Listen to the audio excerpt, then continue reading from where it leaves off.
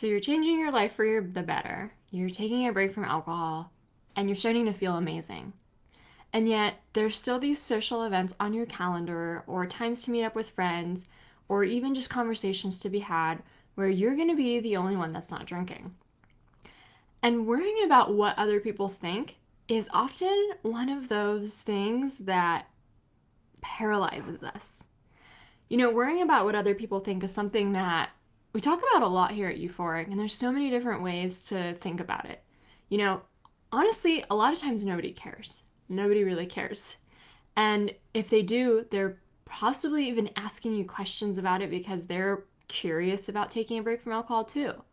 If anyone's being mean about it, it's probably actually a signal or a sign that they are deflecting and that they're not secure in their relationship with alcohol, so that they're making a bigger deal than ever.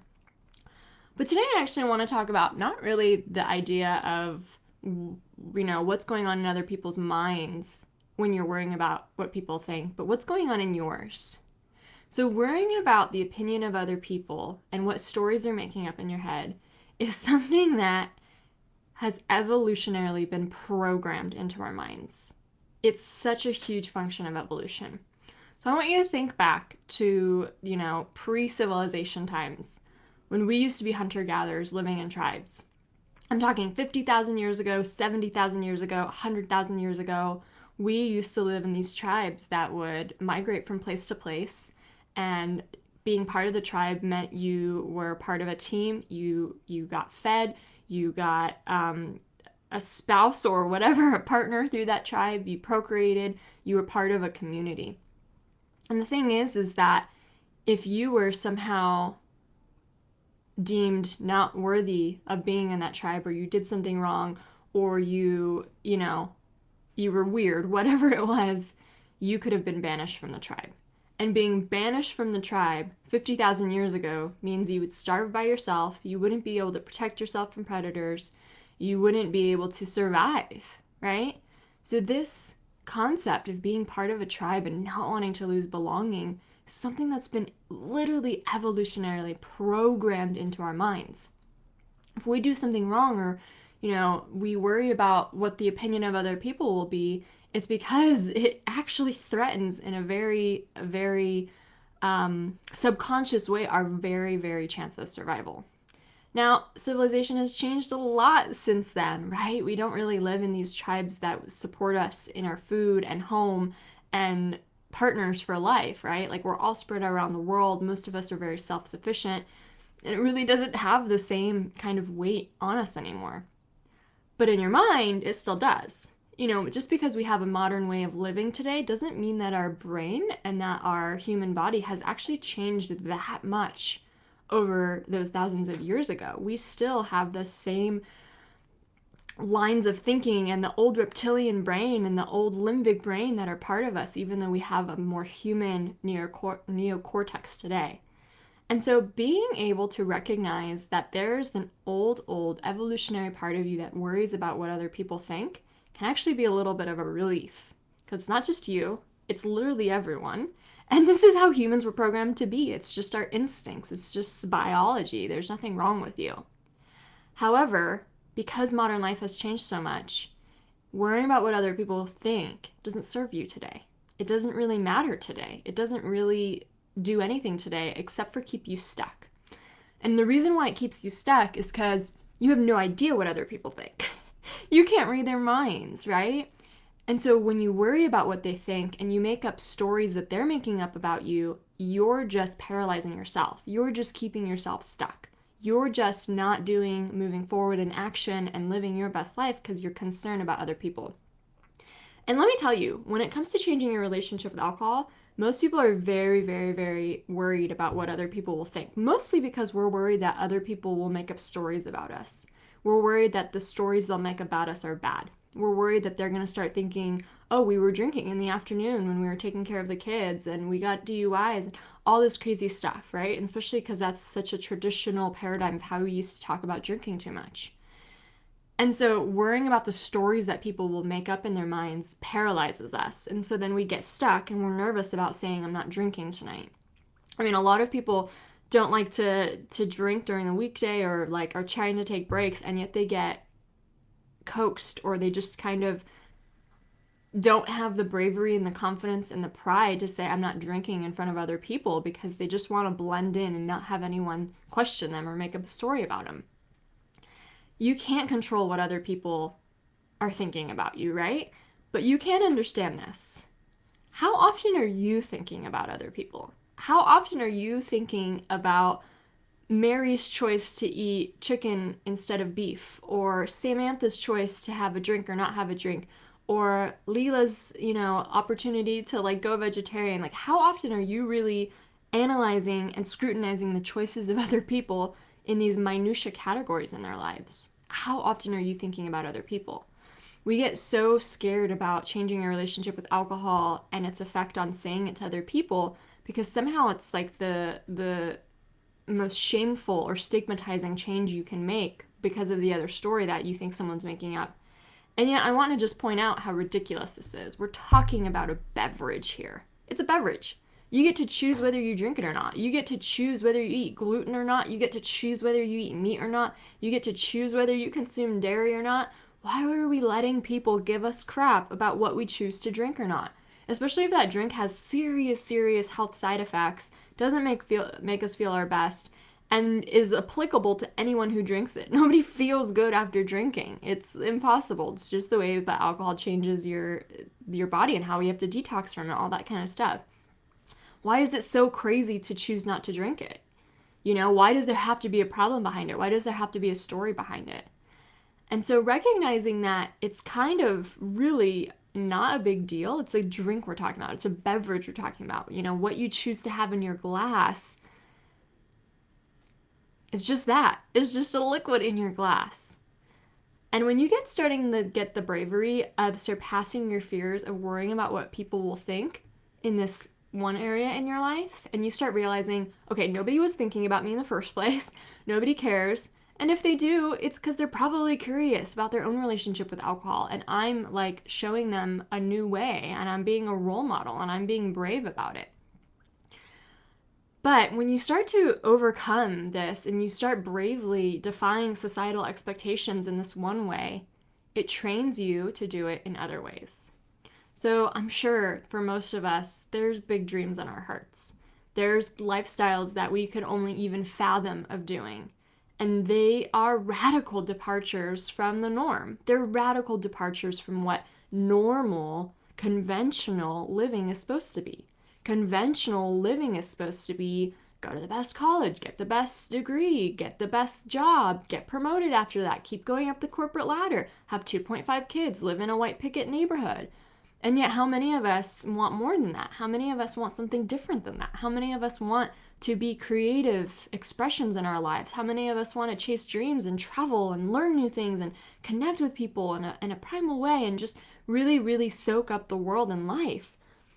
And so anytime that you actually face this idea of worrying about what other people will think in one regard, you're allowing yourself to do it in other ways. So why don't we pick up and move to New York and go try singing on Broadway if that's our biggest dream? Why do we stay stuck in the life that we have? Most of the time it's fear. And we're worried about what other people will think. What will people say? What will the opinions they have about me? Even things like going and traveling all the time can often make you feel guilty, because you're like, why should I have it so good? What will people think when I just get to everything I've ever deserved? What will people think of me? I want you to also recognize that oftentimes other people are not like 500 other people out there that you're really worried about. In fact, if you get really analytical about it, you can often ask yourself, the real people whose opinion matter to me probably fit under one handful. It might just be your one distant uncle, it could just be one coworker, it could be one in-law, it could be one friend. You're really not thinking of the whole world out there, you're thinking of so many little people.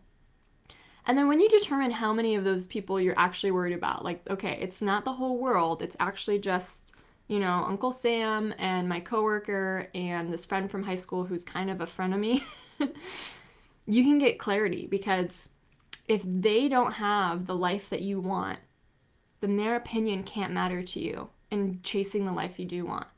If they're not radically happy, going after their dreams, successful, and lifting other people up, then why does their opinion matter? Why does their opinion matter in going after the dreams that you have on your heart? They don't know how to do it. They don't know how to be radically happy and go after their dreams and be brave and step outside of fears. They don't know.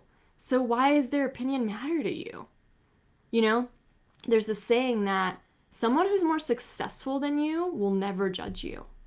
Because someone who's more successful than you is proud that you're making steps forward and taking action and going forward. Only someone who's behind you will judge you for moving forward. Only someone who's behind you and not working on it themselves will they be jealous, or will they criticize you, or will they put you down. Trust me, that's how it works. And so if you don't value the opinion and you don't covet the lifestyle of someone whose opinion matters to you, if you don't want their life, if you think that if they're not living the dream lifestyle, then their opinion can't matter to you because it's irrelevant. You know? It doesn't matter what they think. I had to realize when I was kind of starting to come out as alcohol-free and really launch my business and really start speaking publicly and getting on all the social media and talking all about this, I had fears, obviously. I had fears of like, oh my gosh, what are people going to think, you know? Like, I'm not just telling 3 people at a party, I'm literally telling my whole entire social sphere. And I remember thinking, I was worried about what my finance professor would think of me. My finance professor. You see, I got my MBA and I continued to work at this higher education business school where I got my MBA. And so I was just concerned, what would that person think of me? And do you know how often my finance professor was thinking about me? I bet you never. I bet you never, ever, ever after I left his class. And only was thinking about me in regards to my finance homework. This is a story I made up in my head. And it's a story I made up in my head because of the way that my brain has evolutionarily been programmed to worry about what other people will think. In my mind, this finance professor had status. And I thought that if he thought poorly of me in this subconscious way, I would lose belonging with the tribe. It's so funny. It's so freaking silly. And it shouldn't really matter in modern life. So what you have to learn to do is to catch yourself going the pre-programmed route. Going the pre-programmed route where you're so obsessed and worrying about what other people think in any regard. And the thing is that most of the time it starts with alcohol, but then you're going to find it in so many other areas in your life that are bigger, that are more about your radical expression and living unapologetically and going after what you really, really, really want.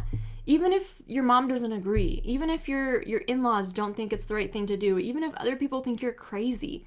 I mean, you have one life on this planet, and before we know it, we're going to be gone. And if you don't go after what you want because you were held back by these fake opinions of other people in your head, you're going to feel regret. You're going to regret it so hard, and that regret you feel is going to be so much more painful than the worrying and the fear of what other people think, or the fear of taking a risk, or the fear of going out and trying something new. The opinion of other people is a biological, evolutionarily mechanism that kept us safe in the past. But today, you also have this neocortex, and you have this ability to really reflect on your life. You have this ability to get introspective. You have this ability to observe yourself, observe your mind. And you're learning how to do it when you transform your relationship with alcohol. You're learning how to recognize a craving and your ego and the voice of fear and the voice of anything like that is separate from you. You're allowed to start seeing that how the human brain functions and how habits form. You're allowing yourself to really get deep within who's my greater higher self, who's my deeper intuition telling me to do. And because you're training yourself to do all that, you're training yourself to get brave, you're training yourself to get confident, you're training yourself to not worry about what people think in this little area of your life, it's going to just continue to overspill into these other areas of your life. These wild things that we do that make us radically happy. You know, I mean, even something like putting pen to paper and publishing a blog on the internet is pretty scary and risky and makes us immediately think, oh my God, what's my mom gonna think? What's my brother-in-law gonna think? All these kind of silly concerns that we have that feel really real in the moment. So the next time you find yourself concerned with what other people think, I want you to take a step out and recognize, oh, that's really cute. That's my old hunter-gatherer brain telling me not to shake the boat because I might be kicked out of the tribe, and I'll die alone because I won't get fed and I won't have warmth and I won't have this supportive tribe to help me survive in these really crazy times, and recognize that's what it is. I want you to ask yourself if the opinion of other people, if the opinion of that person really matters to you. Do you aspire to their life? Do you really want what they have? Are they cranky and complaining and super nostalgic because like they don't really like their life right now and they're always wishing they could go back in the past and they're super stuck themselves? Then why does their opinion matter? They don't know anything. They don't know anything about living joyously and living happily and going after their dreams. They just don't know. The harshest critics, the biggest judgers, the people who will make us feel small the most are oftentimes the most behind in their life. And I know myself because I used to be a really jealous person. I used to make up so many stories in my head about people who were entrepreneurs or authors or any number of these things that I wanted to be so that I could justify staying safe in my comfort zone and not trying to go after what I wanted. The opinion of other people is the evolutionary programming that you received from eons and eons ago.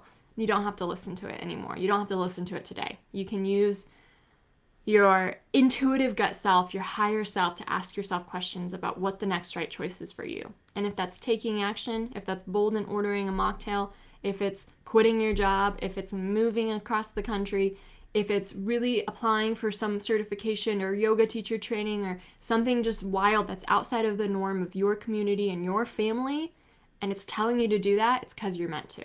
It's because you're meant to. And everything you fear, the worst thing that could happen, oftentimes A, won't happen, or B, actually isn't really that bad. And so allow yourself to explore those dreams, explore the bravery of what it takes to actually go after the life you want. And recognize that other people's opinions don't matter and that you don't have to listen to this old brain of yours that cares so much about them. All right, I am going to sign off now, and thank you so much for joining Paula and Ned. Great topic, can't get enough of this. Used to obsess over what other people thought of me. I'm letting that all go now.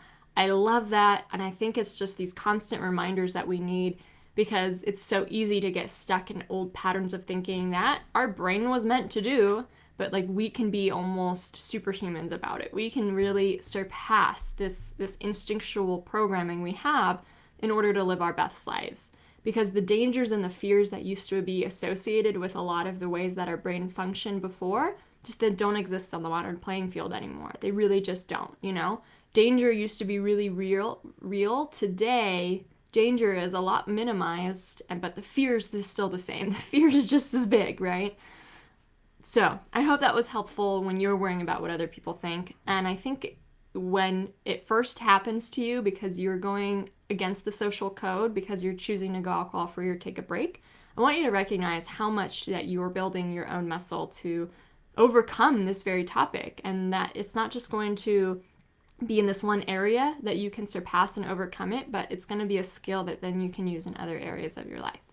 So I hope you have a great rest of your day, and I'll see you next week.